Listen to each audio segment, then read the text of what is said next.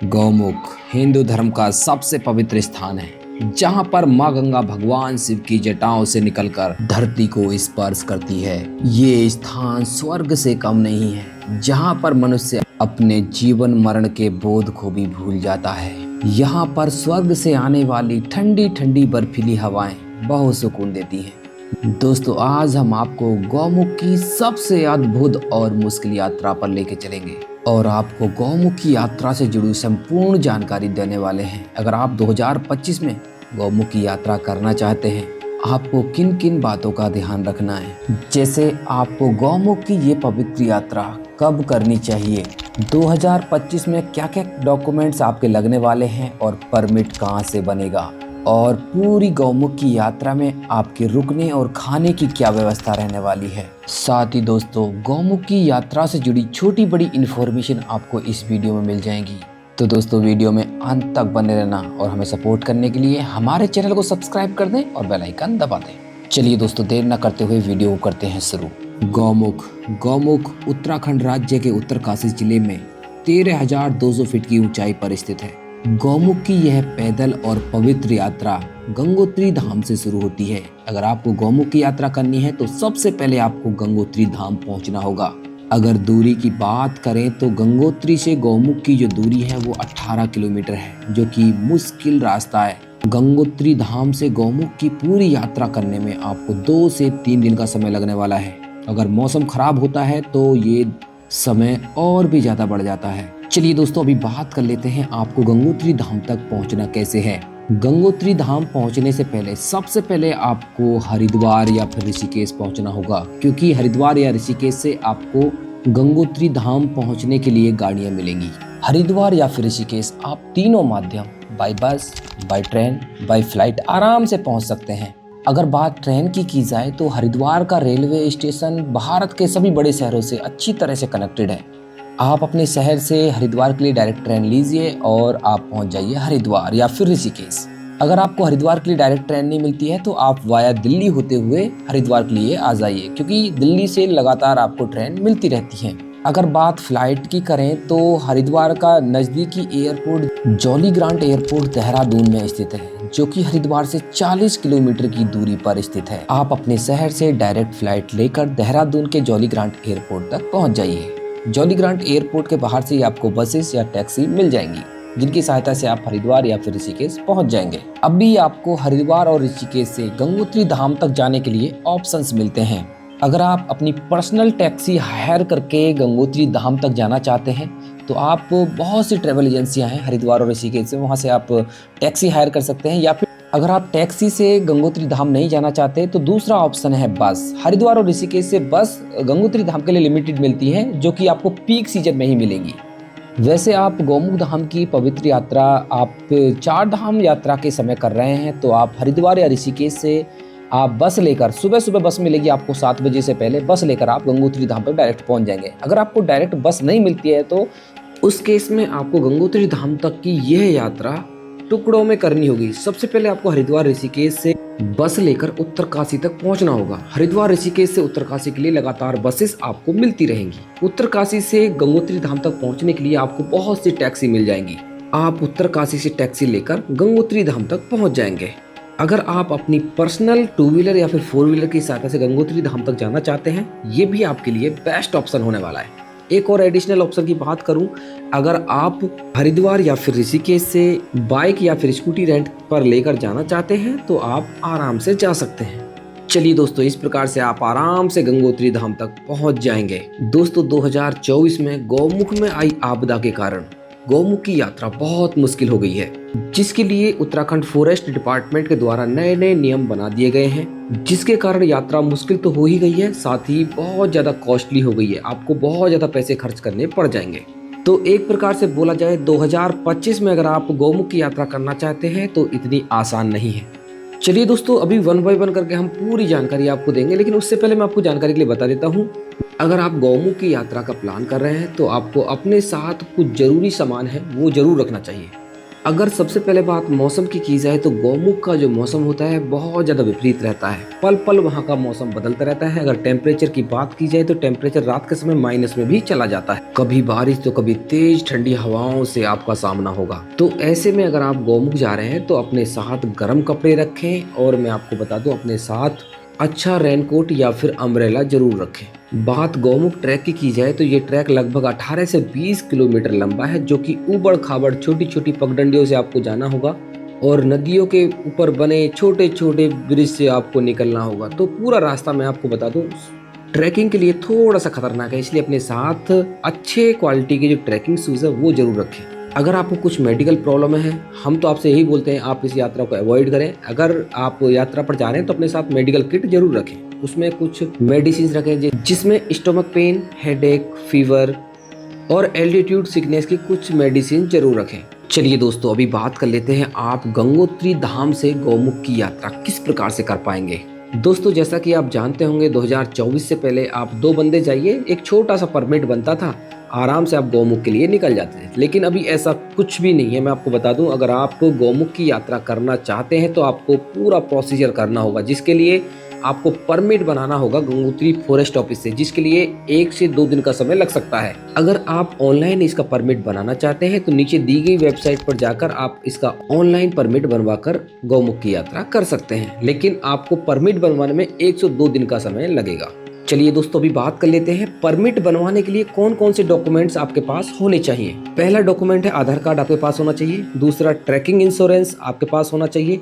तीसरा, medical certificate government hospital द्वारा provide किया हुआ होना चाहिए, जो कि एकदम लेटेस्ट होना चाहिए। चौथा है 100 रुपए के स्टाम्प पेपर पर आपका एफिडेविट होना चाहिए। और 5वां डॉक्यूमेंट्स है आपको किस ट्रेवल एजेंसी के साथ गौमुख की यात्रा कर रहे हैं, क्योंकि विदाउट ट्रेवल एजेंसी की द्वारा आप गौमुख की यात्रा नहीं कर पाएंगे। आपको ट्रेवल एजेंसी की पूरी डिटेल देनी होगी। तो दोस्तों, आपको मैं यही सजेस्ट करना चाहता हूँ, बहुत से टूर पैकेजेस आपको मिल जाएंगे जहाँ पर आप गौमुख तपोवन के लिए ट्रैक बुक करा सकते हैं, जिसके लिए आपको 17-18 हज़ार रुपये देने होंगे। बाकी अगर आप खाली गौमुख की यात्रा करना चाहते हैं तो गंगोत्री धाम में भी बहुत सी ट्रैवल एजेंसियां हैं जो गौमुख का ट्रैक कराती है, वहां पर कांटेक्ट कर लीजिए। बाकी ऑनलाइन जाएंगे, ऑनलाइन सर्च करेंगे तो बहुत सी ट्रैवल एजेंसी आपको मिल जाएंगी जो आपको गौमुख का ट्रैक करा देंगी। लेकिन कहा जाए तो कम से कम आपके 10 से 12 हज़ार रुपये खर्च होने वाले हैं। बाकी इस परमिट बनाने का जो प्रोसीजर है वो 1 से 2 दिन में कंप्लीट होता है, और इसकी जो फीस है वो 225 रुपये आपको डिपॉजिट करनी होगी। अभी आप देख सकते हैं 2024 के बाद गौमुख की यात्रा कितनी मुश्किल और कितनी कॉस्टली हो चुकी है। दोस्तों, अगर बात करें, अगर आप परमिट ऑनलाइन बनाते हैं तो आपको घर रहकर ये पूरा प्रोसेस हो जाएगा। अगर आप ऑफलाइन परमिट बनाना चाहते हैं तो ऑफलाइन परमिट आपका गंगोत्री में फॉरेस्ट ऑफिस से ही बनेगा। ऐसे में आपको गंगोत्री धाम में कम से कम 2 दिन एक्स्ट्रा रुकना पड़ेगा। चलिए दोस्तों, परमिट बनने के बाद आप गंगोत्री से गौमुख की यात्रा कैसे करेंगे उसके भी पूरे नियम बदल गए हैं। सबसे पहला बदलाव है गाइड का। अगर आप 1 जा रहे हैं, 2 जा रहे हैं या फिर ग्रुप में 8-10 लोग भी जा रहे हैं तो आपको गाइड लेना कंपलसरी है, जिसके लिए आपको 2000 पर डे देने होंगे। 2024 से पहले क्या होता था, सिंगल के लिए गाइड अलाउड था, बाकी अगर आप डबल जा रहे हैं, ग्रुप में जा रहे हैं, उनके लिए एक भी गाइड की जरूरत नहीं थी, लेकिन अभी गाइड कंपलसरी है। दूसरा सबसे बड़ा बदलाव है वेदर खराब होने पर, बारिश होने पर, स्नोफॉल होने पर आपका जो परमिट है वो नहीं बनेगा। तीसरा सबसे बड़ा बदलाव है, अभी 150 लोगों को ही पर डे परमिशन मिलती है गौमुख जाने के लिए। इसका सबसे बड़ा कारण है, मैं आपको बता दूं, गौमुख धाम में जो चीड़वासा पड़ता है वहाँ पर बहुत कम लोगों के लिए रुकने खाने की फैसिलिटी है। ज़्यादा लोग जाएंगे तो अव्यवस्था होगी और बहुत ज़्यादा प्रॉब्लम्स क्रिएट हो जाएंगी।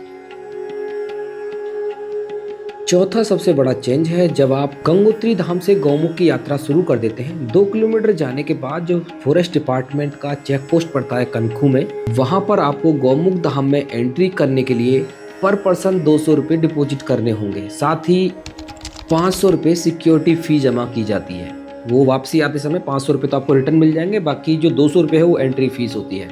चलिए दोस्तों, ये था पूरा प्रोसीजर जो परमिट बनवाना है और परमिट बनने के बाद आप गौमुख धाम की यात्रा कैसे करेंगे। चलिए दोस्तों, अभी बात कर लेते हैं नए नियमों के अनुसार गंगोत्री से गौमुख की ये यात्रा कितने दिन की होने वाली है। गंगोत्री से गौमुख की यात्रा में आपका स्टे कहाँ रहेगा, खाने पीने की व्यवस्था क्या है और भी क्या क्या फैसिलिटीज आपको मिल सकती है। तो दोस्तों, गौमुख धाम के लिए आपकी यात्रा सुबह सुबह गंगोत्री धाम से शुरू होती है। आप जैसे ही गंगोत्री धाम से निकलेंगे आप फॉरेस्ट एरिया में घुस जाएंगे। सुंदर सुंदर दृश्य आपको दिखाई देने शुरू हो जाएंगे। आप सुंदर सुंदर मनमोहक दृश्यों को देखते हुए आगे बढ़ते रहेंगे। लगभग 2 किलोमीटर जाने के बाद आप पहुंच जाएंगे कनखू। कनखू में फॉरेस्ट डिपार्टमेंट का चेक पोस्ट है जहां पर आपकी पूरी चेकिंग की जाएगी और वहीं पर आपको एंट्री फीस डिपॉजिट करके जो आपकी सिक्योरिटी वो डिपॉजिट करके पूरी चेकिंग की जाएगी, क्योंकि गौमुख पॉलीथीन फ्री एरिया है। वहां पर जाने से पहले आपके पास चेकिंग की जाएगी, आपके पास कितने पॉलीथीन के पाउच हैं उसका आपको एक्स्ट्रा सिक्योरिटी मनी आपको डिपॉजिट करनी होगी। जब आप वापसी में आते समय जितने पॉलीथीन के पाउच आप लेके गए थे उनको वापस से दिखाएंगे तो आपको वो सिक्योरिटी मनी वापस मिल जाएगी।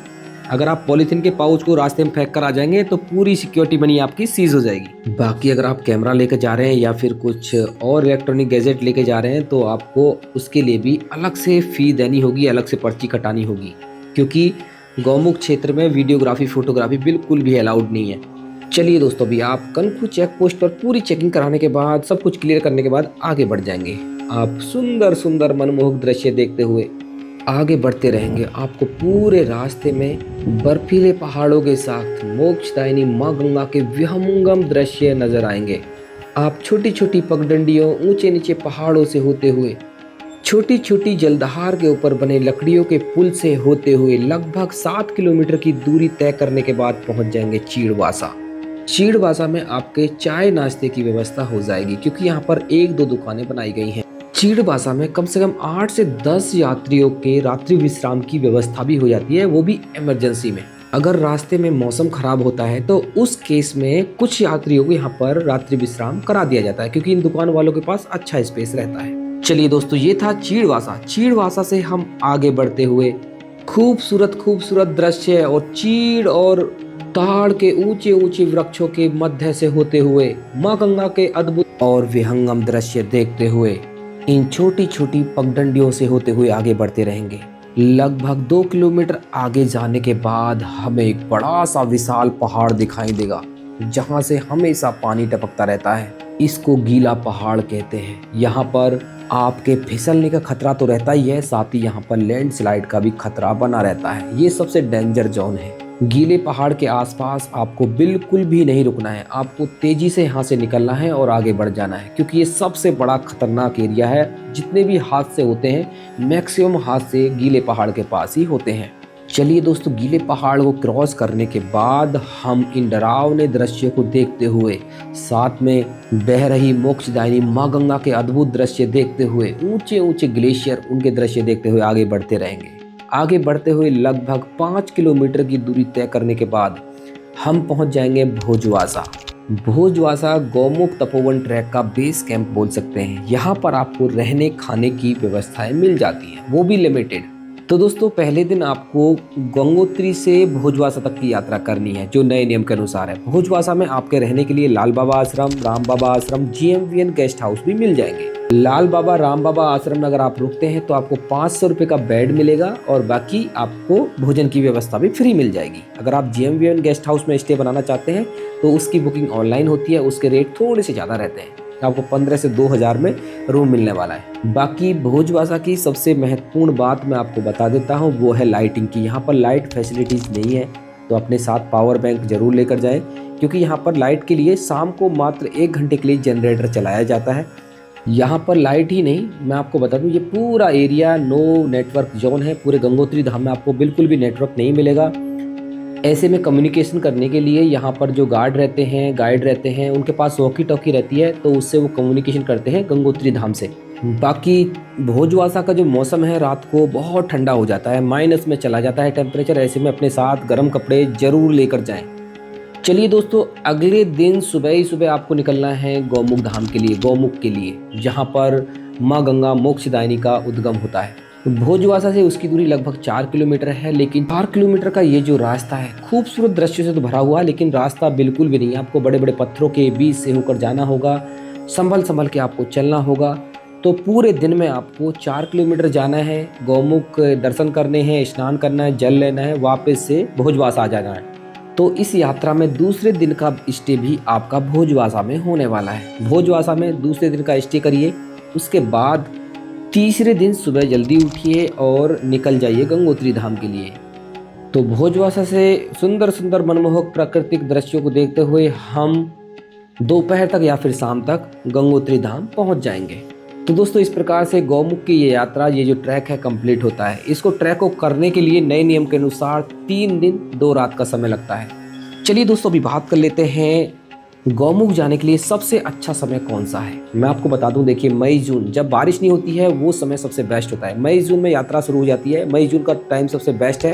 उसके बाद जुलाई अगस्त तक बारिश होती है जो कि बहुत ज़्यादा खतरनाक हो जाता है, उस समय आप यात्रा से बचें। उसके बाद सितंबर अक्टूबर में गौमुख का ट्रैक कर सकते हैं। ये 4 महीने हैं, मई जून सितंबर अक्टूबर, इनमें आप गौमुख की इस पवित्र यात्रा को कर सकते हैं। चलिए दोस्तों, भी बात कर लेते हैं कि इस पूरी यात्रा में आपको लगभग कितना खर्चा आने वाला है। अगर आप अपने से गौमुख का ट्रैक करना चाहते हैं, अपने से परमिट बनवाना चाहते हैं, अपने से गाइड लेते हैं, तो आप लगभग 1 से 2 हज़ार रुपये ही बचा पाएंगे। फिर भी आपके 10 से 12 हज़ार रुपये प्रति व्यक्ति खर्च हो जाएंगे, जो कि बहुत ज़्यादा है। बाकी अगर आप पैकेज लेना चाहते हैं, ट्रैकिंग का जो पैकेज है वो लेना चाहते हैं, लगभग आपके वही 12-13 हज़ार रुपये वो भी लेते हैं। तो ऐसे में आपको अभी गौमुख की यात्रा करना थोड़ा सा कॉस्टली है, मुश्किल भरा भी है। तो दोस्तों, ये थी गौमुख यात्रा की कंप्लीट डिटेल। मैं आशा करता हूँ वीडियो आपको अच्छी लगी होगी। अच्छी लगी तो वीडियो को लाइक कर दें। अगर आपका कोई भी प्रश्न है तो कमेंट कर दीजिए, उसका रिप्लाई हम जरूर करेंगे। और ऐसे ही धार्मिक स्थानों की वीडियोज़ देखने के लिए हमारे चैनल को सब्सक्राइब कर दें और बेल आइकन दबा दें।